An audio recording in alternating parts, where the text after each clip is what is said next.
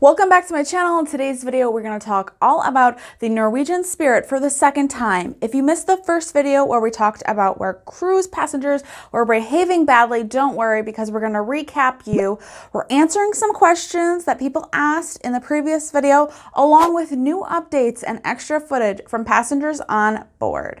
So if you're new here, welcome. My name is Alanna. I do videos all about cruise news, cruise vlogs, even cruise live streams every Wednesday night. So make sure you hit that subscribe button, give this video a big thumbs up, hit the notification bell so you don't miss another upload. Let's dive right into the details and discuss what has happened this past 2 weeks over the Norwegian Spirit.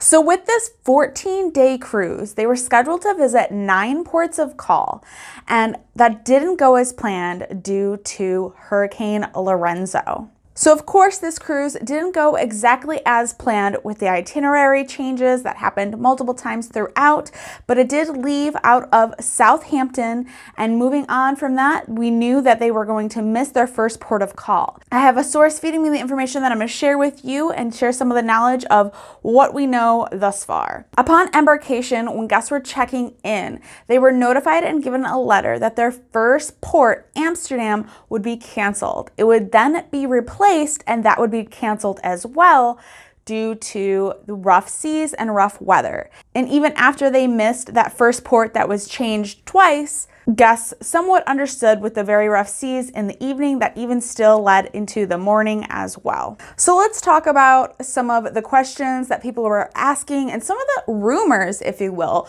that were going around about the Norwegian Spirit. You may have heard that guests were talking about a bathroom backup and that a lot of toilets weren't working throughout the ship, along with food provisions were being low. So according to my source, she had said that yes, there were some problems with the toilets, but it was her personal toilet in her stateroom.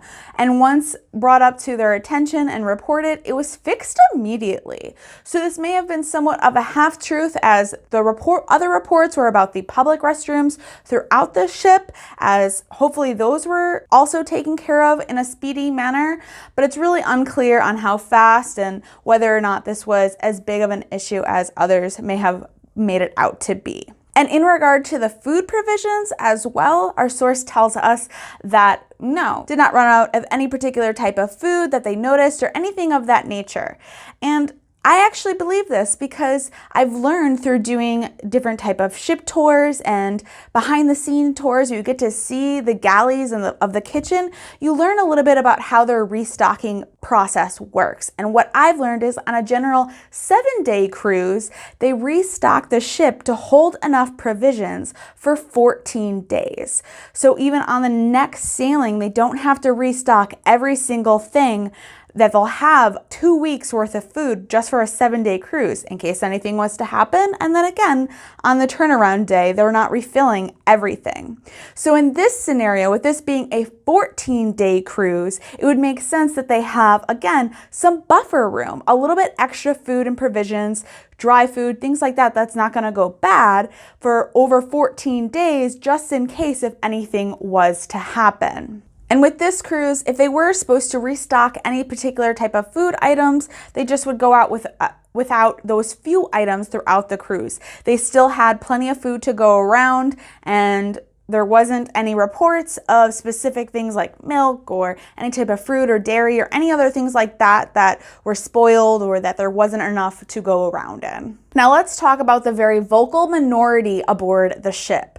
Now, as we saw in our previous video, here is some of the clips of guests who were chanting and causing a ruckus in the atrium, and this happened right after they decided that pulling into Scotland wasn't going to be a go. That cruise port was experiencing high winds and rough weather, and that they were going to have to cancel after the captain made an attempt to pull into port there.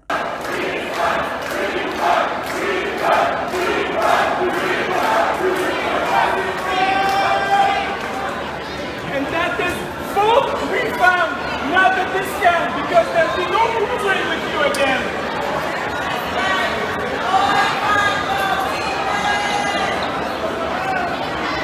So our source tells us that these eruptions happened all day long. This went on for approximately on and off for 12 hours. Here's another clip showing you throughout the day, protesters still going strong.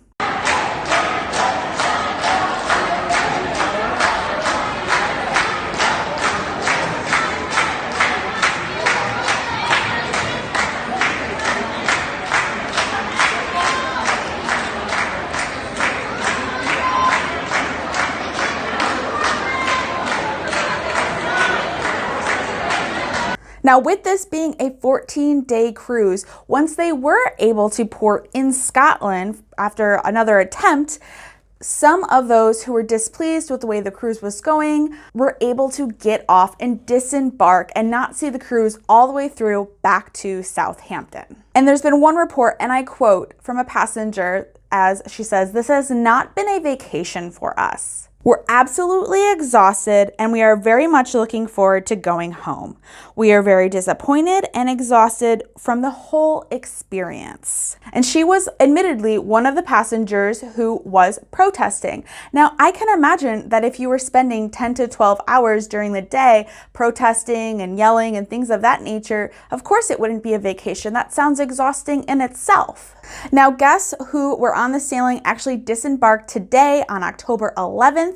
So as of the latest, Norwegian Cruise Line has still offered only a 25% future cruise credit for those who are traveling on board. Norwegian did put out a statement, though, that the itinerary was impacted by severe weather conditions and that they are very sorry for any inconvenience and disappointment to their guests that it has caused. Now, I recently have gone on a cruise that was impacted by a hurricane, Hurricane Dorian, which was not too long ago in the Bahamas. So I have some personal experience of knowing how cruise lines handle these situations. It's stressful for everyone involved, the crew, the cruise line, and the guests, not knowing what's going on and things of that nature and having everything be up in the air. So I totally feel for these passengers as it's a stressful situation, your cruise that you've been planning for months, and you want to go to these amazing ports of call and everything goes up in the air like that and is changed. I get it. That is super stressful. Although, in my opinion, I feel that you have to have a general understanding of the weather beforehand. Some of these passengers were American who were flying from the States over to Europe, and you're telling me that you didn't have the idea to look at the weather ahead of time before you flew to Europe? Of course, some people did and knew about the hurricane ahead of time and still decided to go. But that goes back into where you decided to book your cruise. Now, this is hurricane season, and especially in the region that they're sailing, they're susceptible to rough seas and harsh waves and things of that nature. This isn't the first time that this has ever happened. So I want to bring a couple points to you that are important for when you book your cruise and you have this general knowledge. When you're booking, you want to make sure that you're dealing with a travel agent who can advise you on these type of scenarios. Along with when things go awry, they are the ones who will help you stay up to date as quick as a cruise line can come out with updates. They will be sending along those information, those emails to you, making sure that you are up to date on all the information. So if you have a travel agent, that's their responsibility to make sure, so you don't have to go back and check the cruise line's website hour by hour when they say that they are going to be coming up with an update. Also, trip insurance is super important for this type of scenario.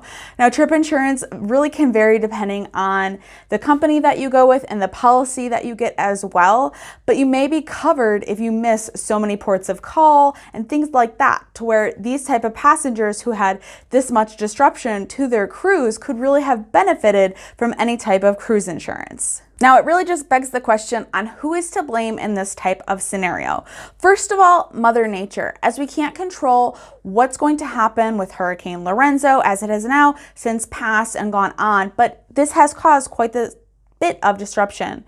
Now, people are blaming the cruise line, people are blaming the customers and the guests for not doing what they should be supposed to be doing, behaving badly or miscommunicating, things of that nature. Although it really just boils down to, you don't have to be a meteorologist to understand that there's harsh weather and that Mother Nature is going to do what she wants. And with that being said, I urge you to take note that if you're going to take a risk and cruise during hurricane season, just know in the back of your head that anything could happen and that you could potentially be affected. So I hope you have enjoyed this update, seeing additional video from the ship and hearing a guest on board putting to rest the rumors and discussing what was really happening on board. If you enjoyed this video, please do give it a big thumbs up, subscribe for more, and check out these other 2 videos that I think you might enjoy as well. As always, until next time, ciao for now.